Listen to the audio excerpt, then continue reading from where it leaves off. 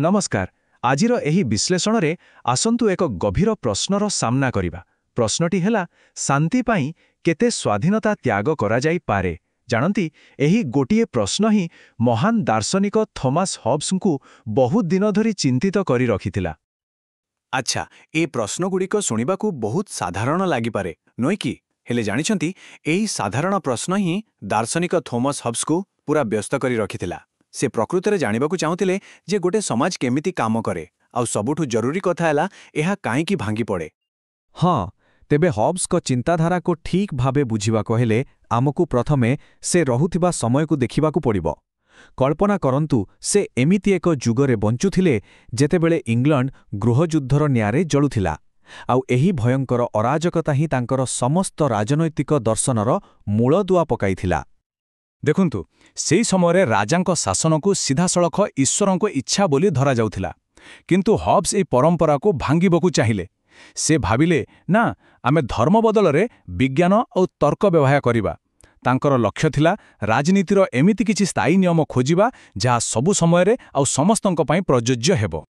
निज अखि सामने राजांकु मृत्युदंड दियाजिबा आउ देशकु गृहयुद्धरे ध्वंस हेबार देखि हब्सक मनरे गोटे कथा स्पष्ट होईगला। से भाविले एसबु समस्यार मूल कारण हेउछि लोकंक अज्ञानता। सेमाने बुझिपारु नाहंती जे गोटे सरकारर प्रकृत उद्देश्य कौन आउ या काहेकि एते जरूरी। बस सेइटु ही से एक मिशन आरंभ कले। तांका मिशन थिला राजनीतिर एक पक्का वैज्ञानिक सिद्धांत खोजिबा। कारण तांकर विश्वास थिला जदि थरे समस्तंकु एहा बुझाई दिया जाए जे सरकार केउ तर्क उपरे आधारित तेबे एही रक्तपात को सबुदिन पई शेष करा जाई परिबो। अच्छा, तेबे सरकार आवश्यकता को प्रमाण करिबा पई हॉब्स एक चमत्कार उपाय बाहर कले। से एक थॉट एक्सपेरिमेंट बा वैचारिक परीक्षण आरंभ कले जहाकू कुहा जाए प्रकृतिर अवस्था। आ विश्वास करंतु एही कल्पना आम सभ्यतार मूलद्वार उपरे ही प्रश्नवाचक सृष्टि करे। से आम समस्तंकु कल्पना करिबाकू कहिले। भाबंतु तो एमिति एक दुनिया जोंटी कोनोसी सरकार नाही, पुलिस नाही, कोनोसी आईन कानून नाही, केही काहाकू आदेश देबाकू नाहांती। सेठी जीवन केमिति होई थांता। बास एहा ही थिला तांकर प्रकृतिर अवस्था।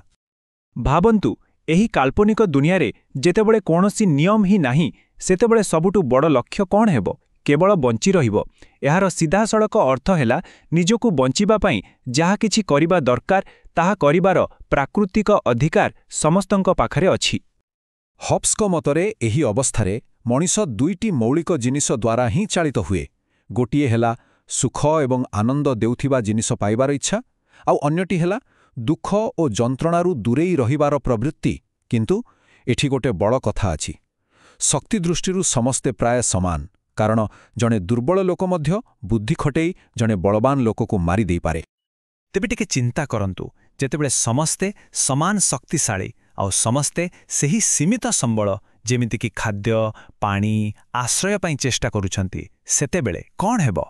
एहार परिणाम हेबो निरंतर प्रतियोगिता, अविश्वास आउ संघर्ष। समस्ते तो स्वाधीनता चाहंती, किन सुरक्षा बिना सेही संपूर्ण स्वाधीनता प्रकृतिरे केमिति देखा जाए? एहार उत्तर हॉब्स तांकर सबुठरु प्रसिद्ध वाक्यरे दैछंती। से कहिछंती एभଳି परिस्थितिरे मनिषर जीवन हेउछि एकाकी, दरिद्र, कुत्सित, पाशविक एवं क्षणस्थायी। एहाको आहुरी सरल भावरे कहिले एहा हेउछि प्रत्येकर प्रत्येकंक विरुद्धरे युद्ध। एमिति स्थितिरे केही किछि गढ़िबाकू साहस करिबेनी। कौनसी कला, कौनसी सभ्यता, कौनसी समाजर विकास हेबनी। खाली रहिबो चारिआडे भय आउ केतेबेले भी हिंसात्मक मृत्युर आशंका। अच्छा, तो एही भयंकर चित्र आंकिबा परे हॉब्स एक गुरुत्वपूर्ण प्रश्न पचारिले।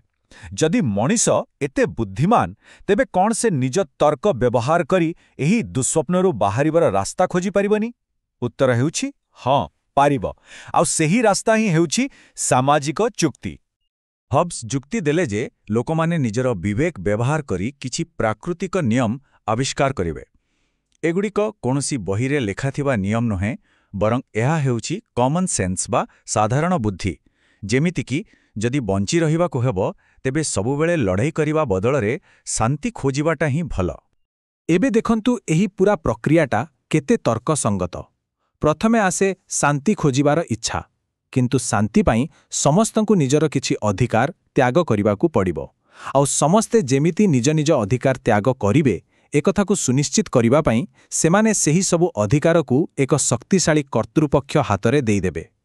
ଏଇଠୁ ହିଁ ରାଜ୍ୟର ସୃଷ୍ଟି। ତେବେ ସାମାଜିକ ଚୁକ୍ତିର ମୂଳ କଥା ହେଲା ଏହା ଏକ ପ୍ରକାରର ସୌଦା। ଲୋକମାନେ ନିଜର ସମ୍ପୂର୍ଣ୍ଣ ଅସୀମିତ ସ୍ୱାଧୀନତାକୁ ସୁରକ୍ଷା ପାଇ ବିନିମୟ କରନ୍ତି। ସେମାନେ ନିଜ ଉପରେ ଶାସନ କରିବାର ଅଧିକାର ଛାଡ଼ି ଦିଅନ୍ତି ଆଉ ବଦଳରେ ସେହି ପ୍ରକୃତିର ଅବସ୍ଥାର ଭୟାବହତାର ସୁରକ୍ଷା ପାଆନ୍ତି। ହଉ, ତେବେ ଯେତେବେଳେ ସମସ୍ତେ ନିଜର ଅଧିକାର ତ୍ୟାଗ କରନ୍ତି, ସେହି ଅଧିକାର ଯାଏ କୁଆଡ଼େ?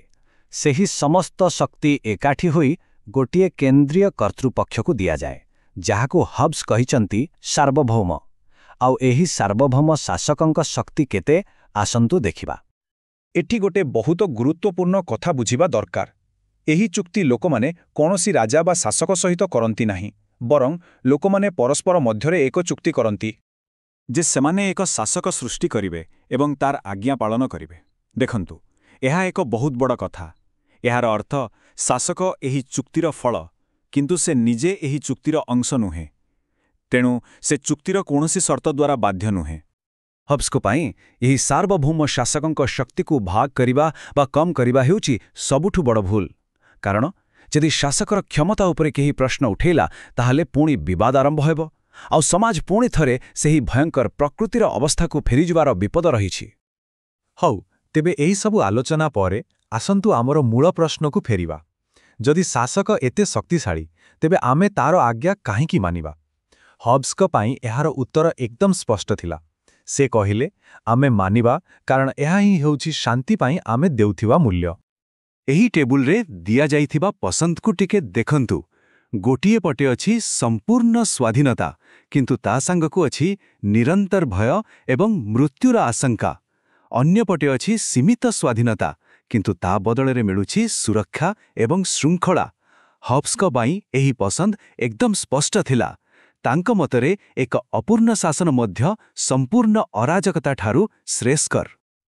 କିନ୍ତୁ କ'ଣ କୌଣସି ପରିସ୍ଥିତି ନାହିଁ ଯେତେବେଳେ ଶାସକଙ୍କୁ ଅମାନ୍ୟ କରାଯାଇପାରିବ? ହଁ, ଗୋଟିଏ ସ୍ଥିତି ଅଛି। ମନେ ପକାନ୍ତୁ, ଏହି ପୂରା ସାମାଜିକ ଚୁକ୍ତି କାହିଁକି କରାଯାଇଥିଲା? ନିଜ ଜୀବନ ରକ୍ଷା କରିବା ପାଇଁ।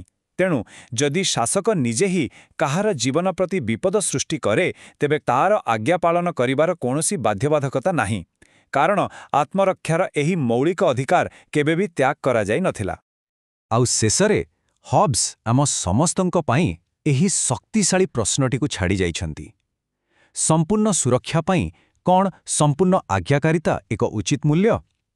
ଏହା ଏକ ଏପରି ପ୍ରଶ୍ନ ଯାହା ଶତାବ୍ଦୀ ଶତାବ୍ଦୀ ଧରି ଆଲୋଚନା ହୋଇଆସୁଛି ଏବଂ ଆଜିର ଦୁନିଆରେ ମଧ୍ୟ ଏହା ସେତିକି ହିଁ ପ୍ରାସଙ୍ଗିକ।